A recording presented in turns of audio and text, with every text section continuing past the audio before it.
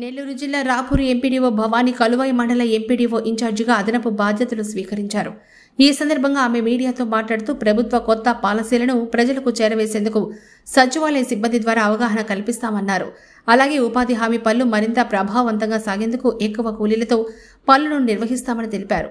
పంచాయతీలో లేదా సచివాలయాల్లో ఏమైనా సమస్యలు కుదిరితే ఎదురైతే వాటిని తమ దృష్టికి తీసుకొస్తే తక్షణమే పరిష్కరించేలా చర్యలు తీసుకుంటామని భవానీ హామీ ఇచ్చారు.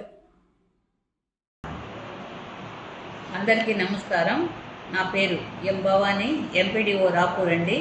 నాకు కలువాయి ఇన్ఛార్జిగా ఇచ్చారు కాబట్టి ఈరోజు నేను విధులందు కలువాయి మండలం ఎంపీడీఓ ఆఫీస్ నందు జాయిన్ అయినాను. ఇక్కడ మండలంలోని అభివృద్ధి కార్యక్రమాలు అన్నీ కూడా పూర్తిగా 100% కంప్లీట్ అయ్యే విధంగా చూసేదానికి మేము ప్రయత్నిస్తాము.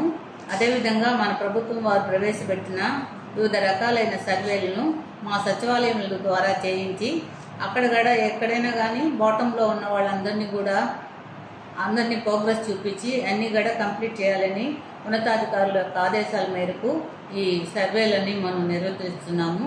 అదేవిధంగా ఇక్కడ ఎన్ఆర్ఈజీఎస్ వర్క్లు కూడా బాగా జరుగుతున్నాయని తెలిసింది.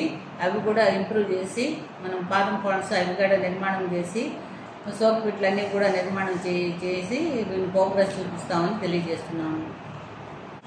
మన ఈ కలువాయి మండలంలో అన్ని సచివాలయాలు ఎందుకని మరియు పంచాయతీలు ఎందుకని ఏదైనా సమస్యలున్నా ప్రజలు మా పీజీఆర్ఎస్ అంటే